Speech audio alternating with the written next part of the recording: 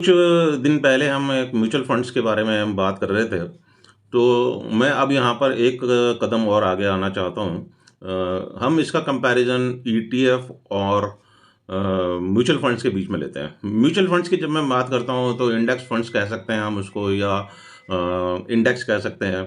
होता इसमें ये है कि जो भी पर्टिकुलर सेक्टर का इंडाइसिस होता है, उसको उसका एक ईटीएफ बना लिया जाता है। ये बड़ी-बड़ी कंपनियाँ जैसे एक्सिस है या एचडीएफसी है या एसबीआई है, ऐसे लोग जो हैं कंपनियाँ जो हैं वो ऐसे ईटीएफ बना लेती हैं।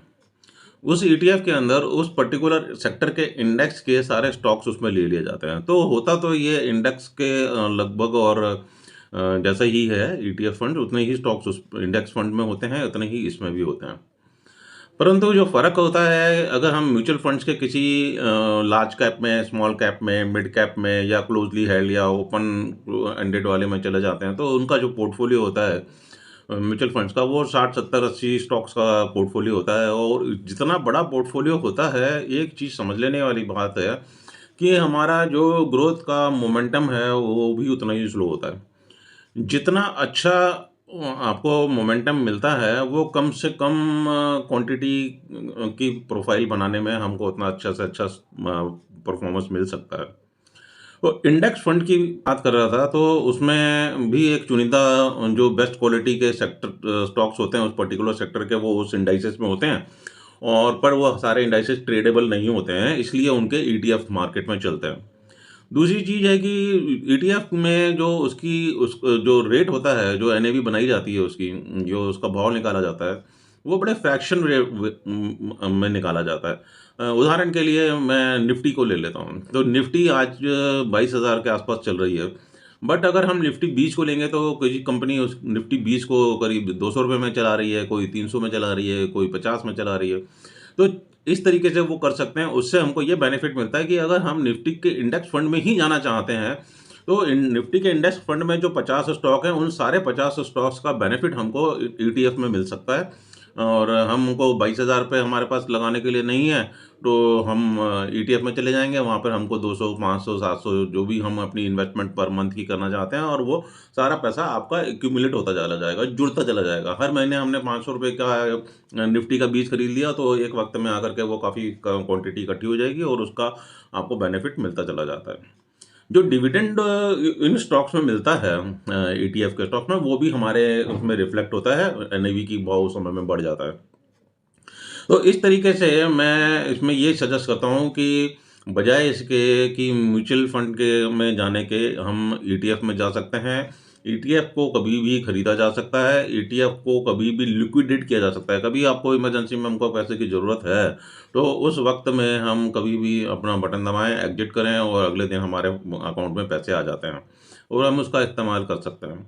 एक राय मैं फिर भी इसमें देना चाहता हूँ कि इमरजेंसी में ये फंड्स को यूज़ करना तो कोई ऑप्शन नहीं है, तो करना ही पड़ेगा। बट एक बार जब आप स्टॉक मार्केट में एंटर कर जाते हैं, और आपका एक पोर्टफोलियो, एक प्रोफाइल बन जाती है, और फिर उसमें से एग्जिट करके आप अपनी ज़रूरत को पूरा कर लेते हैं, ये सोच के कि हम यहाँ पर वापस दोबारा फिर से बना लेंगे, नहीं बनता है बॉस। दोबारा आपका वो प्रोफाइल, वो पोर्टफोलियो कभी भी नहीं बनता है। अगर 20 लाख रुपए मान लीजिए आपका पोर्टफोलियो में है, और आपने 20 लाख रुपए निकाल कर अपने किसी ज़रूरत के लिए लगा लिए, और इस बात को सोच के कि हम 20 लाख रुपए का पोर्टफोलियो फिर वापस बना लेंगे, इसमें डाल लेंगे कुछ वक़्त के बाद, तो वो नहीं हो पाता है। ये प्रैक्टिकली जो मेरा तजुर्बा है, मैंने जो देखा है कि पोर्टफोलियो दोबारा रीडेवलप नहीं होता है। तो इस चीज़ को समझते हुए हम अपनी ज़रूरत को कैसे पूरा कर सकते हैं किसी दूसरे ऑप्शंस के, उस तरीके से करने की कोशिश करें, नहीं है तो फिर तो हमने करना ही होता है। तो मैं समझता हूँ कि आपको ईटीएफ और म्यूचुअल फंड्स के बारे में बात समझ में आई होगी। और एक सवाल ज़रूर यहाँ पर खड़ा होता है कि हम अगर ईटीएफ में ही लेना है हमको, तो हमें कौन-सा ईटीएफ लेना चाहिए? किस सेक्टर का ईटीएफ लेना चाहिए? तो मैं आपको इसका सुझाव देने के पहले एक बात आपको स्पष्ट करना चाहता हूँ कि ये ईटीएफ हैं या म्यूचुअल फंड्स हैं, इनमें किस तरीके के लोग पैसा लगाते हैं। इसमें वो लोग पैसा लगाते हैं जिनके पास कैपिटल कम होता है, छोटा कैपिटल होता है, कम पैसे होते हैं। ये एक्चुअली में उन्हीं लोगों के लिए बनाया गया है। अब जैसे सिप है, तो सिप करते हैं कोई 5,000 की, कोई 7,000 की, कोई 10,000 रुपए, 20,000 रुपए, 25,000 रुपए की महीने की सिप करते हैं। बट अगर उनको 25 लाख रुपए इकट्ठा कैपिटल लगाने की बात सोचें तो वो नहीं लगा पाते हैं। तो ऐसे लोगों के लिए स्टॉक मार्केट में आने का प्रावधान जो बनाया गया वो सिप के थ्रू बनाया गया, या ईटीएफ है या म्यूचुअल फंड्स हैं इन लोगों के लिए। जो बड़ा इन्वेस्टर है, जिसे एचएनआई कहते हैं, हाई नेटवर्थ इन्वेस्टर्स कहते हैं, जो इंडिविजुअल इन्वेस्टर्स हैं बड़े बड़े, वो म्यूचुअल फंड्स में या ईटीएफ में नहीं जाते हैं, क्योंकि उसमें उतना मुनाफा नहीं मिल पाता है जितना वो अपने पोर्टफोलियो में निकाल पाते हैं।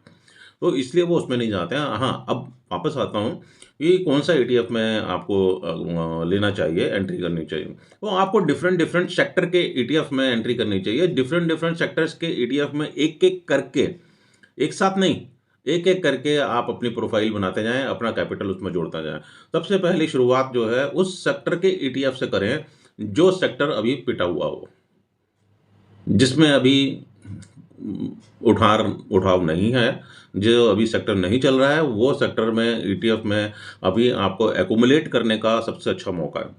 जब ये ऊपर चढ़ जाए, जब इसमें अच्छी परफ़ॉर्मेंस आ जाए, तो कोई दूसरा सेक्टर आपको दिखेगा, जो अभी परफ़ॉर्म नहीं कर रहा है, नीचे गिरा हुआ है, फिर उस सेक्टर को एक्युमुलेट करते चले जाएँ। इससे आपका जो प्रॉफ़िट है, जो आपको परफ़ॉर्मेंस मिलनी है ग्रोथ की, वो काफ़ी ज़्यादा हो जाएगी। ये आपकी क्वेरी है, तो आप कमेंट सेक्शन में लिखें, मैं आपका जवाब देने की कोशिश करूँगा। थैंक यू वेरी मच, फिर मिलेंगे।